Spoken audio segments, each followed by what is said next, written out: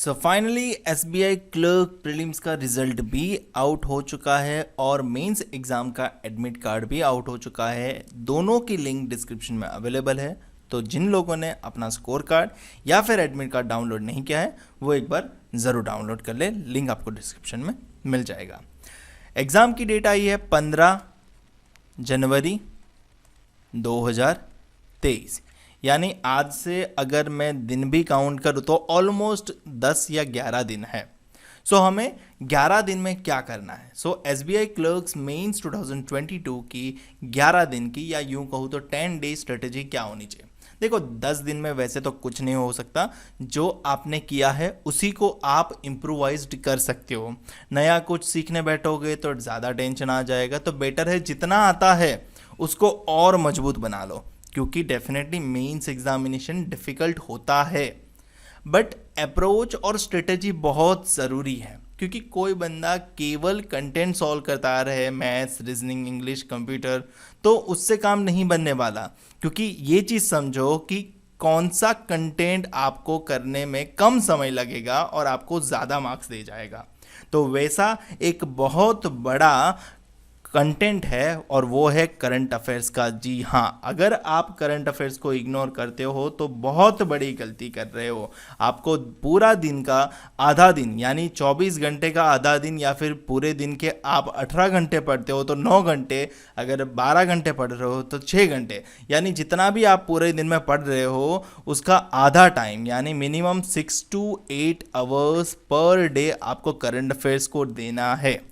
अब current affairs पढ़ने में भी काफ़ी लोग एक गलती करते हैं कि पिछले 6 से 8 महीने के पढ़ने हैं तो पिछले 6 से 8 महीने के दबा के पढ़ना शुरू कर देते हैं, और 10 दिन में 12 दिन में आप 6 महीने के पढ़ ही नहीं पाओगे और एग्ज़ाम में कुछ याद ही नहीं आएगा।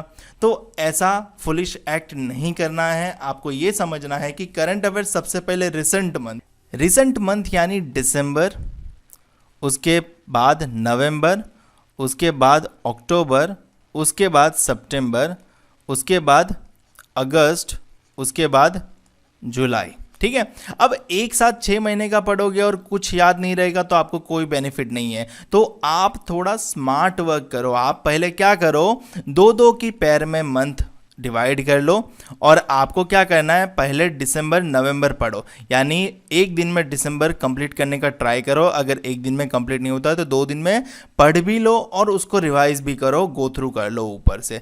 दूसरे दिन आपको नवंबर ट्राई करना है, यानी नवंबर के लिए भी 1.5 से 2 दिन अगर आप दोगे तो भी नवंबर। अगर आप मेरा करंट अफेयर नोट्स पढ़ोगे तो डेफिनेटली आपका एक दिन में तो रिवाइज होने की संभावना है, आप एक दिन में पढ़ लोगे। तो अगर आपको मेरे करंट अफेयर नोट्स बाय करने हैं तो आपको लिंक डिस्क्रिप्शन में मिल जाएगी, और वैसे भी मैं आपको नेक्स्ट स्लाइड में उसके बारे में भी बताने वाला हूं। ठीक है, बट सबसे पहले स्ट्रेटेजी समझ लेते हैं कि 10 से 12 दिन की स्ट्रेटेजी क्या होनी चाहिए। तो सबसे पहले ये दोनों मंथ को अच्छे से पढ़ो और उनको रिवाइज भी करो। उसके बाद ये दोनों मंथ को भी अच्छे से पढ़ो और उसको रिवाइज भी करो। आपको याद होना चाहिए, ऐसा नहीं हो कि आपने पढ़ लिया और याद ही नहीं कुछ। सो पढ़ने के लिए नहीं पढ़ना है, आपको उसको याद भी रखना है। तो एटलीस्ट 4 महीने का करंट अफेयर आपको अच्छे से याद भी होना चाहिए, और आपको एग्जाम में याद आए, रिकॉल होए, ऐसा भी होना चाहिए।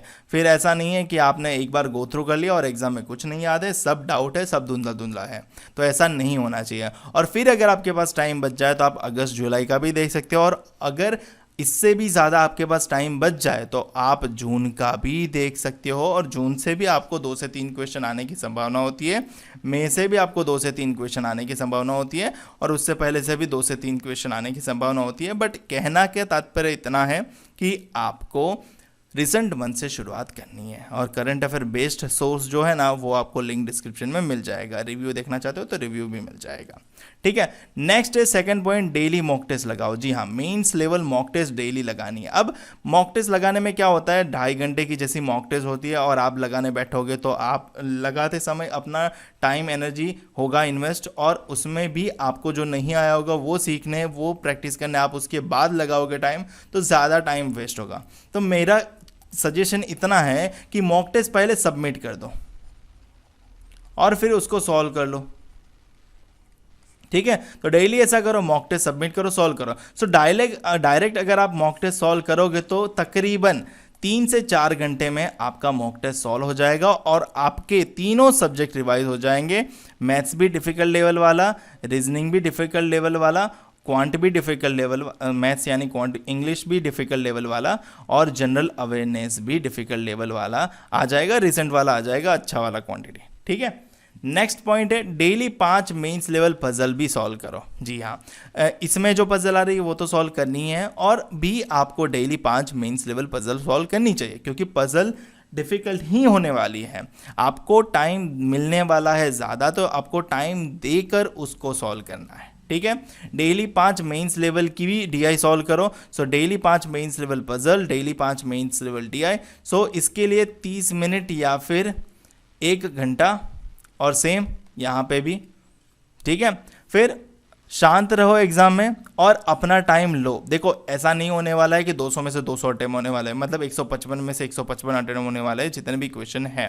ठीक है, आपको टाइम मिलने वाला है और आपको उसके अनुसार ही जाना है और पेपर डिफ़िकल्ट रहने वाला है, तो ऐसा नहीं होने वाला है कि आपका प्रीलिम की तरह क्वेश्चन बनना शुरू हो जाएगा। तो डेफिनेटली अगर पजल 10 से 15 मिनट ले रहा है तो 10 से 15 मिनट लो, अच्छे से उसको करो सॉल्व, क्योंकि वो 10 मार्क, वो 7 मार्क कहीं और जाने नहीं चाहिए। फिर ऐसा नहीं हो कि आप जल्दी जल्दी करने में के चक्कर में आने वाले क्वेश्चन में भी गड़बड़ी करो।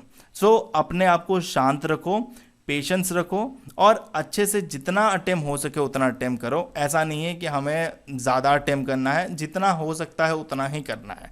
और एक्यूरेसी और टाइम अच्छे से मैनेज करो। ऐसा ना करो कि रॉन्ग क्वेश्चन पहले अटेम्प्ट करो। जो आपको क्वेश्चन अच्छे से आता है, जिसमें आपकी ग्रिप अच्छे से है, आप उसी चीज़ को सबसे पहले अटेम्प्ट करना शुरू करो और वहाँ से क्या होगा, सॉल्व भी जल्दी होगा, एक्यूरेसी भी मेंटेन रहेगी और आपका कॉन्फिडेंस भी बूस्ट होगा। और last but not the least, computer को पढ़ने की ज़रूरत नहीं है, क्योंकि ये लोग रीजनिंग के साथ कंप्यूटर बोल के कंप्यूटर के 1-2 क्वेश्चन के अलावा पूछते ही नहीं है। सो इट्स बेटर कि कंप्यूटर को मत पढ़ो, जितना नॉलेज है लगता उससे आप आंसर दे देना। अगर आपको लग रहा है कि डाउटफुल है तो आंसर आउट मत करना। 2 से 3 मार्क्स से बेटर है कि आप रीजनिंग के बाकी मार्क्स कवर कर लो। ठीक है, तो ये स्ट्रेटेजी होनी चाहिए। अगर आप ये स्ट्रेटेजी अप्रोच से जाओगे तो आपको अच्छा खासा फ़ायदा मिल जाएगा। ये प्रीवियस ईयर का यानी लास्ट जो एग्ज़ाम हो गई लास्ट ईयर, उसका एग्ज़ाम एनालिसिस है। अगर आप देखोगे तो इंग्लिश इजी था, 23 से 25 अटेम्प्ट हो सकते थे। रीजनिंग भी इजी टू मॉडरेट था, 30 से 33 अटेम्प्ट हो सकते थे। मैथ्स की बात करें तो वो मॉडरेट था, 25 से 38 अटेम्प्ट हो सकते थे। और जनरल अवेयरनेस भी मॉडरेट था, 28 से 31 अटेम्प्ट हो सकते थे। ओवरऑल अगर बात करें तो 100 से 120 के बीच में अटेम्प्ट हो सकते थे। पिछले साल गुड अटेम्प्ट बोले गए थे। और कट ऑफ की बात करूँ तो दिल्ली का कट ऑफ गया था 99 और जनरली कट ऑफ बात करूं तो स्टेट वाइज स्टेट तो 80 से लेके 99 तक या 86 से लेकर 99 के बीच में कट ऑफ रहा था। ठीक है, तो पिछले साल का लेवल का रेफरेंस भी देखे तो 200 मार्क में से भी कट ऑफ तो आपका आधा जितना ही रहा है। तो इस साल भी ऐसा नहीं होगा कि कट ऑफ डायरेक्टली इनडायरेक्टली आपका इतना बढ़ जाए कि 180 कट ऑफ आ जाए, ऐसा नहीं होने वाला। ठीक है, तो आपको ये चीज़ समझनी है। पेपर डिफ़िकल्ट होता है, डिफ़िकल्टी लेवल मिलती है, तो आपको यहाँ फोकस करना है कि इनमें से सबसे इजी कम से कम समय में आप क्या अच्छे से कर सकते हो और रिवीजन भी कर सकते हो। और वो वैसा एक ही सब्जेक्ट है और वो है जनरल अवेयरनेस। और ये मेरा रिसेंट रिव्यू है जिनका RRB में सिलेक्शन भी हो गया, जिन्होंने ये रिव्यू दिया है। और डेफिनेटली कुछ तो बात होगी जो मेरे करंट अफेयर नोट्स में है। आपको और भी रिव्यूज़ पढ़ लेने चाहिए। Selected in IBPS PO bank, आपका मटेरियल बहुत काम आया। I have been downloaded Punjab and Sind bank, thanks a lot for your GA, really amazing PDF और एटसेट्रा आप देख सकते हो वीडियो पॉज करके मेरे करंट अफेयर नोट्स के रिव्यू। और अगर आपको करंट अफेयर नोट्स खरीदने हैं तो आपको लिंक डिस्क्रिप्शन में मिल जाएगी। और यदि आपको स्पेशल डिस्काउंट चाहिए, स्पेशल ऑफर जानना है, तो हमारे इंस्टाग्राम पेज IBPS_गुरुजी पर हमें डायरेक्ट मैसेज करें ताकि मैं आपको स्पेशली डिस्काउंट दे सकूं। ठीक है, मुझे उम्मीद है कि आपको वीडियो अच्छा लगा होगा और लिंक डिस्क्रिप्शन में मिल जाएगी। तो करंट अफेयर नोट्स भी बाय कर लीजिएगा, एडमिट कार्ड भी डाउनलोड कर लीजिएगा और मेरे पेज इंस्टाग्राम IBPS गुरुजी पे आके स्पेशल ऑफर का भी लाभ उठा लीजिएगा। मिलते हैं अगले वीडियो में और आप सभी को अपनी अपनी एग्जाम के लिए ऑल द वेरी बेस्ट।